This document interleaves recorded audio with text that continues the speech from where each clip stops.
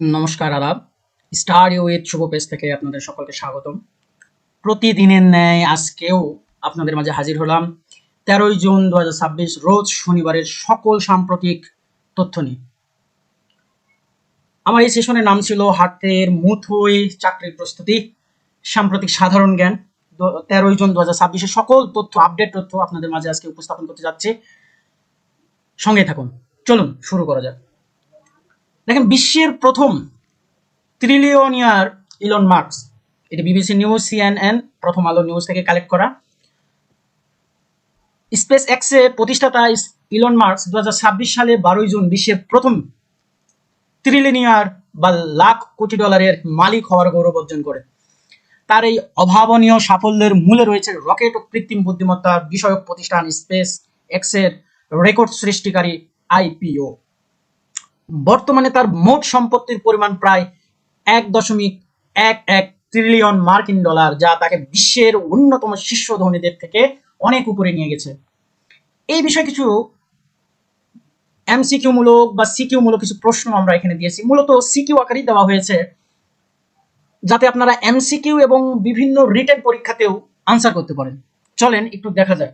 তাহলে বিশ্বের প্রথম ট্রিলিয়নিয়ার কে স্যার? Elon Marks. কে স্যার? Elon Marks. মাথায় রাখবেন স্যার, বিশ্বের প্রথম ট্রিলিয়নিয়ার হচ্ছেন ইলন মার্কস। এটি খুব গুরুত্বপূর্ণ একটি প্রশ্ন। আশা করি সামনে যে চাকরির বিভিন্ন পরীক্ষাগুলো আছে তার মধ্যে এই প্রশ্নটা হয়তো আসতে পারে। মোটামুটি ধরে রাখেন 99% কমন। এই ট্রিলিয়নিয়ার বা 1 লক্ষ কোটিপতি হলেন এমন একজন ব্যক্তি যার সম্পদের নিট মূল্য অন্তত 1 ট্রিলিয়ন বা 1000 বিলিয়ন মার্কিন ডলার। এই তথ্যগুলো একটু মনে রাখবেন। সম্পদ বৃদ্ধির মূল কারণটা কি স্যার? স্পেস এক্সের প্রাথমিক শেয়ার বিক্রয় বা আইপিও। এই তথ্যটাও একটু মাথায় রাখবেন। আইপিও এর পূর্ণরূপ হচ্ছে ইনিশিয়াল পাবলিক অফারিং বা প্রাথমিক গণপ্রস্তাব। এই আইপিও এর পূর্ণরূপটা একটু মাথায় রাখবেন স্যার, ইনিশিয়াল পাবলিক অফারিং বা প্রাথমিক গণপ্রস্তাব। তাহলে এই ইনিশিয়াল পাবলিক অফারিং বা আইপিওর আরেক নাম কি স্যার? প্রাথমিক গণপ্রস্তাব। এটি এমন একটি প্রক্রিয়া যার মাধ্যমে কোনো প্রাইভেট কোম্পানি তাদের মালিকানার কিছু অংশ বিক্রির জন্য প্রথমবার সাধারণ জনগণের কাছে শেয়ার বাজারে নিয়ে আসে। এর প্রধান উদ্দেশ্য হলো জনগণের কাছ থেকে মূলধন বা তহবিল সংগ্রহ করা। তাহলে এই যে আইপিও বা কি, এই তথ্যটা আপনারা একটু মাথায় রাখবেন। অনেক সময় লিখিত পরীক্ষাতে আসতে পারে, তার ব্যাখ্যা অন্তত এইটুকু লিখলেই আপনাদের কমপ্লিট হয়ে যাবে। বর্তমান সম্পদের পরিমাণ কত স্যার? তাহলে এই যে ইলন মার্কসের বর্তমান সম্পদের পরিমাণ কত স্যার? প্রায় 1.11 ট্রিলিয়ন মার্কিন ডলার। এই তথ্যটা একটু মাথায় রাখবেন, আশা করি খুব গুরুত্বপূর্ণ, খুবই কাজে দিবে। জন্মস্থান ও শিক্ষা: দক্ষিণ আফ্রিকার প্রিটোরিয়ার জন্ম এবং যুক্তরাষ্ট্রের পেনসিলভানিয়া বিশ্ববিদ্যালয় থেকে স্নাতক ডিগ্রি অর্জন করেন এই ইলন মার্কস। উল্লেখযোগ্য প্রতিষ্ঠান হচ্ছে স্পেস এক্স, টেসলা এক্স অর্থাৎ সাবেক টুইটার, নিউরালিঙ্ক ও দ্য বোরিং কোম্পানি। ট্রিলিয়নিয়ার শব্দের প্রথম ব্যবহৃত হয় 1927 সালে নিউ ইয়র্ক টাইমসে মুদ্রাস্ফীতি প্রসঙ্গে। এই তথ্যটা আমি আপনাদের শিওর দিলাম। 1000% কমন আসবে স্যার, 1000% কমন আসবে। আপনারা একটু জাস্ট মাথায় রাখবেন যে ট্রিলিয়নিয়ার শব্দের প্রথম ব্যবহার হয় কত সালে? 1927 সালে। কোথায়? নিউ ইয়র্ক টাইমসে স্যার। কোথায়? নিউ ইয়র্ক টাইমসে। কি প্রসঙ্গে স্যার? মুদ্রাস্ফীতি প্রসঙ্গে। এই একটি লাইনে মোটামুটি 3টা প্রশ্ন আছে স্যার। এই 3টা প্রশ্নের মধ্যে যে কোনো একটা প্রশ্ন আপনি কমন পেতে যাচ্ছেন, আপনি এটা মাথায় রাখবেন। চলেন এবার একটু পরবর্তী স্লাইডে যাই। দেখেন তো স্যার বলতেছে কি, বিশ্বে প্রতি 70 জনে একজন জোরপূর্বক বাস্তুচ্যুত। এটি হচ্ছে দেশ রূপান্তর যুগান্তর থেকে কালেক্ট করা। জাতিসংঘ শরণার্থী বিষয়ক হাই কমিশনার ইউএনএইচসিআর এর প্রতিবেদন অনুযায়ী বিশ্বজুড়ে যুদ্ধ সংঘাতের কারণে প্রতি 70 জনে একজন হিসেবে বর্তমানে অন্তত 11,78,00,000 মানুষ জোরপূর্বক বাস্তুচ্যুত। বিগত 1 দশকের সামগ্রিক বাস্তুচ্যুতির সংখ্যা প্রায় 4% কমলেও দীর্ঘমেয়াদী সংকট অপরিবর্তিত রয়েছে। এর মধ্যে 6,86,00,000 মানুষ অভ্যন্তরীণভাবে বাস্তুচ্যুত এবং 4,13,00,000 শরণার্থী। এগুলো আপনারা মাথায় রাখবেন স্যার রিটেনের তথ্যের জন্য। রিটেনে আপনারা বিভিন্ন ভাবে এই তথ্যগুলো ইনক্লুড করে দিতে পারবেন, যাতে আপনার মার্ক আরেকটু ভ্যারিয়েবল হবে এবং একটু মানসম্মত লেখা হবে আর কি।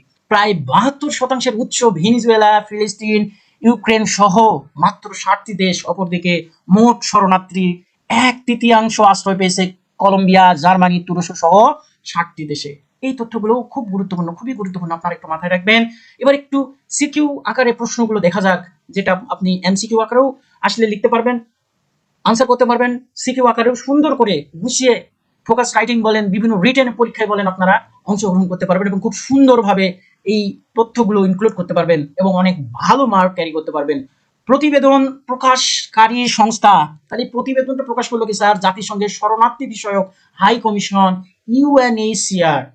এই তথ্যটা অত্যন্ত গুরুত্বপূর্ণ। রিটেন এমসিকিউ যাই বলেন না, প্রত্যেকটা প্রশ্নের জন্য এই তথ্যটা খুবই গুরুত্বপূর্ণ।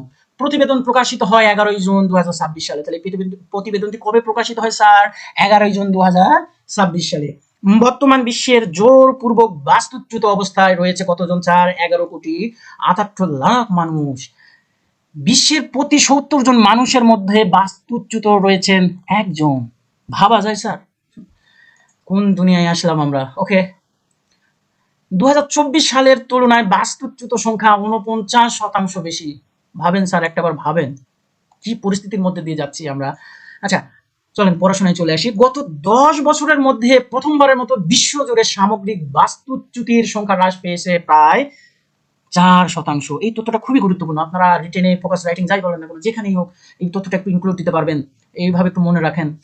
ইউএনএইচসিআর এর তথ্য মতে 1965 সালের পর এটি দ্বিতীয় সর্বোচ্চ সংখ্যা। এই তথ্যটাও গুরুত্বপূর্ণ, বিশেষ করে এমসিকিউ এ। ইউএনএইচসিআর এর বর্তমান হাই কমিশনার কে স্যার? এই তথ্যটা খুবই গুরুত্বপূর্ণ স্যার, এই তথ্যটা খুবই গুরুত্বপূর্ণ, রিটেনের জন্য, প্রিলির জন্য খুব গুরুত্বপূর্ণ। তাহলে ইউএনএইচসিআর এর বর্তমান হাই কমিশনার হচ্ছেন বাহরাম সালিহ। 1965 সালের পর ইউএনএইচসিআর এর রেকর্ড করা দ্বিতীয় সর্বোচ্চ সংখ্যা। ফিরে যাওয়া ব্যক্তিদের 92%ই 6টি দেশের নাগরিক। তাহলে এই 6টি দেশ কোনগুলো স্যার? আসেন আমরা সামনে আলোচনা করব। 6টি দেশ হচ্ছে ডেমোক্রেটিক রিপাবলিক অফ কঙ্গো। কি sir? Democratic Republic of Congo. আচ্ছা, তারপরে কি স্যার? তারপরে হচ্ছে সুদান। তাহলে এই যে ডেমোক্রেটিক রিপাবলিক অফ কঙ্গো কত স্যার? 36 লাখ। তাহলে সুদান কত স্যার? সুদান হচ্ছেন 35 লাখ। আচ্ছা, সিরিয়া কত স্যার? 33 লাখ। তাহলে সিরিয়া কত স্যার? 33 লাখ। সিরিয়া হচ্ছে 33 লাখ। আফগানিস্তান 20 লাখ। এবং ইউক্রেন, ইউক্রেন কত স্যার? 7,18,300। এবং মিয়ানমার স্যার 4,15,200 স্যার। এই তথ্যগুলো একটু মনে রাখবেন, আপনাদের জন্য খুবই গুরুত্বপূর্ণ যারা বিশেষ করে রিটেন দিতে যাচ্ছেন। এবং এমসিকিউ তো আসবে, তবে এমসিকিউর জন্য মনে রাখবেন এই তথ্যটা, যে ইউএনএইচসিআর এর বর্তমান হাই কমিশনার কি? বাহরাম সালি। এই তথ্যটা খুবই গুরুত্বপূর্ণ, খুবই গুরুত্বপূর্ণ। বিশ্বের মোট শরণার্থীর প্রায় 72%ই উৎস হচ্ছে এই 60টি দেশের। তাহলে এই উৎস কোথায় স্যার? এই 60টি দেশ। যে 60টি দেশ বললাম, যে Democratic Republic of Congo, Sudan, Syria, Afghanistan, Ukraine এবং মিয়ানমার। এর মধ্যে শীর্ষ থাকা দেশগুলো হচ্ছে ভেনিজুয়েলা 6.4 মিলিয়ন, ফিলিস্তিন 6 মিলিয়ন, ইউক্রেন 5.2 মিলিয়ন এবং সিরিয়া 4.9 মিলিয়ন। সবচেয়ে বেশি শরণার্থীকে আশ্রয় দিয়েছে কে? কলম্বিয়া। কত স্যার? তাহলে এইটুকু তথ্য একটু মনে রাখবেন, এমসিকিউ সিকিউ দুটার জন্য। কি স্যার বলতেছে? যে সবচেয়ে বেশি শরণার্থীকে আশ্রয় দিয়েছে কোন দেশ স্যার? কলম্বিয়া। কত স্যার? 2.8 মিলিয়ন। আশ্রয় দেওয়ার ভিত্তিতে দ্বিতীয় অবস্থানে আছে জার্মানি। কত স্যার? 2.7 মিলিয়ন। এই তথ্যগুলো খুবই গুরুত্বপূর্ণ প্রিলি এবং রিটেন দুটার জন্য। প্রায় 65% শরণার্থী প্রতিবেশী দেশগুলোতে আশ্রয় নিয়েছে। চলেন এবার একটু পরবর্তী স্লাইডে আসি, পরবর্তী টপিক নিয়ে। বলতেছে গ্লোবাল ইকোনমিক প্রসপেক্টস। এটি হচ্ছে বিশ্ব ব্যাংক, দ্য ডেইলি স্টার থেকে নেওয়া। মধ্যপ্রাচ্যের চলমান যুদ্ধের প্রভাবে 2026 সালের বৈশ্বিক অর্থনৈতিক প্রবৃদ্ধির পূর্বাভাস কমিয়ে 2.5% করেছে বিশ্ব ব্যাংক। অর্ধবার্ষিক গ্লোবাল ইকোনমিক্স প্রসপেক্টস প্রতিবেদনে সংস্থাটি সতর্ক করে হরমুজ প্রণালী বন্ধ হওয়া এবং জার্মানির সংকট দীর্ঘায়িত হলে প্রবৃদ্ধি 1.3% নেমে আসতে পারে। প্রতিবেদন অনুযায়ী চলতি বছর মূল্যস্ফীতি ও উচ্চ সুদ হারের চাপে উন্নয়নশীল দেশগুলোর প্রবৃদ্ধি মহামারীর পরবর্তী সর্বনিম্ন 3.6% নামতে পারে। এই তথ্যগুলো কি করবেন স্যার? এই তথ্যগুলো নোট করে রাখবেন। কেন স্যার জানেন? এই তথ্যগুলো আপনার রিটেনে খুব কাজে দিবে। যখন কোন একটা প্রশ্ন এরকম যখন আসতে বলবে যে বিভিন্ন বৈশ্বিক সমস্যার সমাধান করবে বা এই টাইপের যে বিভিন্ন প্রশ্নগুলো আসে, এই তথ্যগুলো আপনারা ইনক্লুড করলে হবে কি, আপনার লেখাটা তথ্যবহুল হবে এবং খুবই মনোযোগের সহিত যিনি লিখতে মানে খাতা দেখতেছেন উনি খুব খুশি হবেন এবং আপনাকে একটু মার্ক ধরে দেওয়ার চেষ্টা করবে। কারণ যত তথ্যবহুল লেখা লিখতে পারবেন ততই আপনার জন্য মঙ্গলকর হবে আর কি। প্রকাশিত প্রতিবেদন কি? গ্লোবাল ইকোনমিক্স প্রসপেক্টস বা বৈশ্বিক অর্থনৈতিক সম্ভাবনা। তাহলে এই গ্লোবাল ইকোনমিক্স প্রসপেক্টস এর আরেক নাম কি স্যার? আরেক নাম হচ্ছে বৈশ্বিক অর্থনৈতিক সম্ভাবনা। বৈশ্বিক অর্থনৈতিক সম্ভাবনা। তাহলে প্রতিবেদন প্রকাশকারী সংস্থাকে স্যার বিশ্ব ব্যাংক, এই তথ্যটা খুবই গুরুত্বপূর্ণ। বিশ্ব ব্যাংক 2026 সালে বৈশ্বিক অর্থনৈতিক প্রবৃদ্ধির পূর্বাভাস কমিয়ে 2.5% করেছে। 2015 সালে বিশ্ব অর্থনীতিতে প্রবৃদ্ধি অর্জিত হয় 2.9%। বিশ্ব ব্যাংকের মতে বৈশ্বিক প্রবৃদ্ধি মারাত্মকভাবে কমে মাত্র 1.3% নেমে আসতে পারে। কোভিড-19 মহামারীর পর এটি বিশ্ব অর্থনীতির জন্য সর্বনিম্ন প্রবৃদ্ধির পূর্বাভাস। বিশ্ব ব্যাংকের বর্তমান প্রধান অর্থনীতিবিদ ইন্দোরমিত গিল, এই যে বিশ্ব ব্যাংকের বর্তমান কি স্যার প্রধান অর্থনীতিবিদ কে? ইন্দোরমিত গিল। এই তথ্যটি আপনারা মনে রাখবেন। বিশ্বের প্রধান অর্থনীতিগুলোর মধ্যে যুক্তরাষ্ট্র 2026 সালে প্রবৃদ্ধির পূর্বাভাস 2.2% অপরিবর্তিত রেখেছে। মধ্যপ্রাচ্য, উত্তর আফ্রিকা, আফগানিস্তান ও পাকিস্তানের প্রবৃদ্ধির পূর্বাভাস 2.7% কমিয়ে মাত্র 1.6 নির্ধারণ করেছে। বিশ্ব ব্যাংকের পূর্বাভাস অনুযায়ী 2026 সালে ভারতের অর্থনীতি 6.6% বাড়বে, যা গত বছর ছিল প্রায় 7%। এখানে এই তথ্যটা একটু গুরুত্বপূর্ণ যে বিশ্ব ব্যাংকের বর্তমান প্রধান অর্থনীতিবিদকে ইন্দোরমিত গিল, এই তথ্যটি খুবই গুরুত্বপূর্ণ, আপনারা একটু মনে রাখবেন। এবং এই যে প্রতিবেদনের প্রকাশ করেছে কোন সংস্থা? বিশ্ব ব্যাংক, এটি একটু মনে রাখবেন। এবং গ্লোবাল ইকোনমিক প্রসপেক্টের আরেক নাম কি? বৈশ্বিক অর্থনৈতিক সম্ভাবনা, এই তথ্যগুলো একটু মনে রাখবেন। আর বাদ বাকি তথ্যগুলো আপনার রিটেনের জন্য কালেক্ট করে নিতে পারেন, নোট করে রাখতে পারেন, পরবর্তীতে আপনাদের জন্য খুবই কাজে দেবে। চলে পরবর্তী স্লাইডে যাই। দেখেন তো স্যার কি বলছে, অন্যান্য। প্রতিবারের ন্যায় এবারও আমরা অন্যান্য দিয়েও সাজিয়েছি যে বর্তমানে বিশ্বের সবচেয়ে বড় জাতীয় বাজেট দেশ কোনটি স্যার? যুক্তরাষ্ট্র। তাহলে বর্তমানে বিশ্বের সবচেয়ে বড় জাতীয় বাজেট দেশ যুক্তরাষ্ট্র, এইটুকু তথ্য আপনারা একটু মনে রাখবেন। যুক্তরাষ্ট্র কি স্যার? বর্তমান বিশ্বের সবচেয়ে বড় জাতীয় বাজেটের দেশ হচ্ছে যুক্তরাষ্ট্র। আচ্ছা, বিশ্বের দ্বিতীয় বৃহত্তম অর্থনীতি দেশ চীন, এই তথ্যগুলো খুবই গুরুত্বপূর্ণ, আপনারা অবশ্যই মাথায় রাখবেন। তাহলে বিশ্বের দ্বিতীয় বৃহত্তম অর্থনীতির দেশ কে স্যার? চীন। বিশ্বের বড় অর্থনীতিগুলোর মধ্যে সরকারি ব্যয়ের ক্ষেত্রে শীর্ষ অবস্থানে রয়েছে কি? ফ্রান্স। খুবই গুরুত্বপূর্ণ। এই অন্যান্যটা অবশ্যই আপনারা নোট করে রাখবেন, অথবা মাথায় গেঁথে রাখলে আরো ভালো। সম্প্রতি আন্তর্জাতিক ক্রিকেট থেকে অবসর নিয়েছেন কে? কেন উইলিয়াম, এটিও গুরুত্বপূর্ণ, আপনারা একটু মাথায় রাখবেন। এবার আসি প্রতিদিনের ন্যায় আজকের ইতিহাস। আজকের দিনে কি কি ঘটেছিল ইতিহাসে তা নিয়ে আজকের আমাদের এই প্রতিবেদন। 13 জুন ইতিহাসের আজকের দিনে। তাহলে কি স্যার 1757 সালে কি হয়? রবার্ট ক্লাইভ সিরাজদৌলার বিরুদ্ধে মুর্শিদাবাদ অভিমুখে যুদ্ধ অভিযান শুরু করেন আজকের এই 13 জুনে। তাহলে 1857 লর্ড ক্যানিং সংবাদপত্র আইন চালু করেন আজকের দিনে 13 জুনে। এই তথ্যগুলো খুবই গুরুত্বপূর্ণ, আপনারা একটু মনে রাখবেন। 1878 ইউরোপের মুখ্য রাষ্ট্রপ্রধানদের নিয়ে বার্লিন কংগ্রেস শুরু হয়। কত? 1878 সালে কত তারিখে? আজকের এই দিনে, অর্থাৎ 13 জুন। 1900 সালে চীনে বক্সার বিদ্রোহ শুরু হয় আজকের এই দিনে। কত স্যার? 13 জুন। 1900 সালে 13 জুন চীনে বক্সার বিদ্রোহ শুরু হয়। 1956 সালে সর্বশেষ ব্রিটিশ সেনাদল সুয়েজ ত্যাগ করেন আজকের এই দিনে, অর্থাৎ 13 জুন। 1983 সালে ঢাকা জাদুঘর জাতীয় জাদুঘরে রূপান্তরিত হয়। তাহলে ঢাকা জাদুঘর 1983 সালে কি হয় স্যার? জাতীয় জাদুঘরে রূপান্তরিত হয়। কত তারিখ? 13 জুন। এই তথ্যটি আপনারা একটু মাথায় রাখবেন অবশ্যই। পরে কি আছে স্যার? 1993 কিম ক্যাম্পবেল কানাডার প্রথম নারী প্রধানমন্ত্রী নির্বাচিত হন 13 জুন। 2002 সালে যুক্তরাষ্ট্র অ্যান্টি ব্যালিস্টিক মিসাইল চুক্তি প্রত্যাহার করেন আজকের এই দিনে 13 জুন। এবার আমরা একটু এই যে সাম্প্রতিক তথ্যগুলো আমরা একটু পড়ে আসলাম, একটু ঝালাই না করলে তো নিজেকে যাচাই করা যায় না স্যার।